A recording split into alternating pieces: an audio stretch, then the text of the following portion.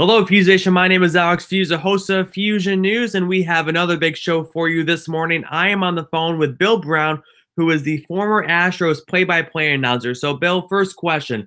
If a 5-year-old came up to you and said, I watch baseball with the TV on mute because I don't get sports play-by-play announcers, what would you tell him? I would say that is very much your choice, young man, and you could do whatever you want. That's the beauty of the world of making those choices. But, I've had a chance to do both radio and TV, and I think that TV is an analyst game. So I think that if someone chooses not to listen to TV and the analyst is very adept at what he's doing, then that's something that person is missing. And not that you don't get it on radio as well, but it's just a different type of approach. Now, you've called play-by-play baseball games for almost 40 years altogether. So how would you prepare yourself to go into the game every day? Well, I think you'll be doing this someday, Alex, so you probably know these things already, even at a very early age. But what I try to do is look at numbers.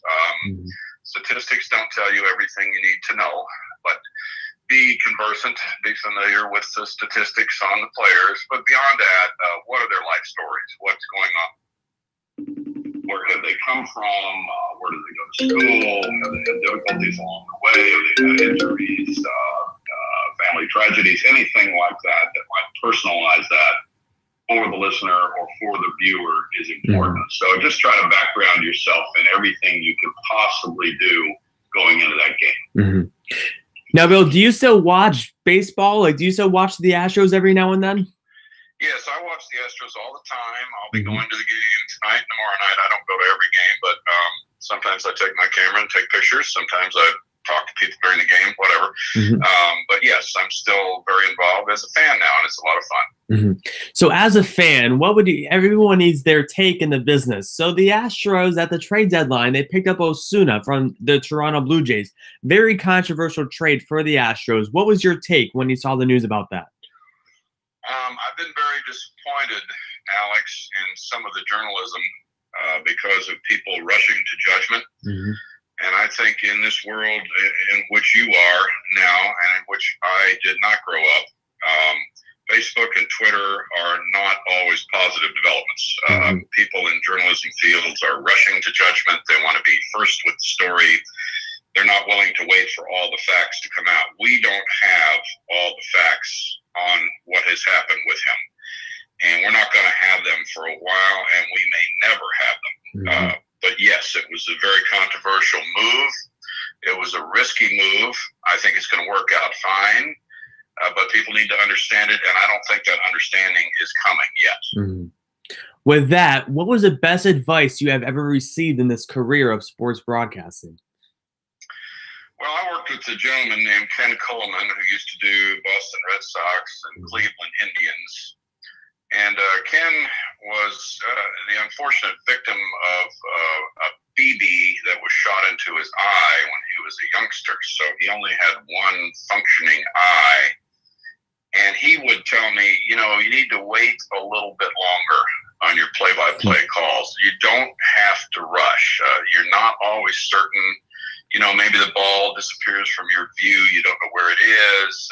Maybe the player tries for a diving catch and he rolls over and you can't see the ball, whether he retained possession of it or not. So just wait. And I think that's probably the best advice I ever got. Let's do a fast 5 quick questions. Favorite ballpark you have ever been to? I would say, I love Minute Maid Park here. I mean, you're going to say I'm a homer for saying that. I'm gonna say AT&T in San Francisco. Okay, I haven't been there yet. Favorite road city? Favorite road city? Well, I love Cincinnati, but we were there for 12 years, so let me take that out of the mix. I'm gonna do throw you a little curveball here, and I'm gonna go way back and say Montreal. Oh, all right. Favorite go-to restaurant or food item? We used to go to a place, by we, I mean Astros broadcasters, called Pole Eyes in Pittsburgh. That was outstanding. Favorite food item? Usually it's going to be salmon somewhere. I'd say let's make it San Francisco, because San Francisco is a great place for salmon, or even Seattle as well. Yeah, definitely. Most embarrassing moment live on air. One time I did not realize that there were only 2 outs in the inning, and I threw it to commercial break and ended the inning.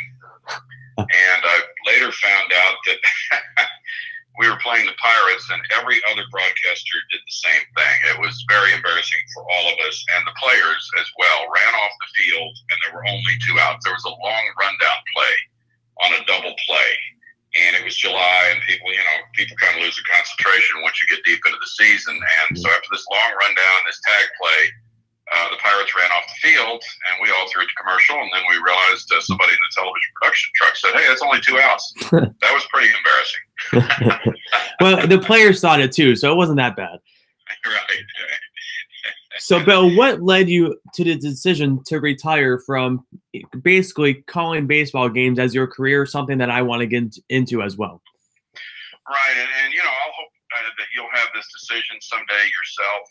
I think 37 years is a wonderful blessing to be able to do what at your age I wanted to do, and I was fortunate enough to be able to do that. And then I discovered that, well, I was slipping a little bit. I wasn't always remembering names the way I used to, and because everything was so good in our lives, my wife's and mine, and our daughter and grandkids are there, and we'd like to spend more time with them and do a little more traveling. I just thought that was a good time to step down before I started making mistakes, and it was not a difficult decision. It was actually crystal clear.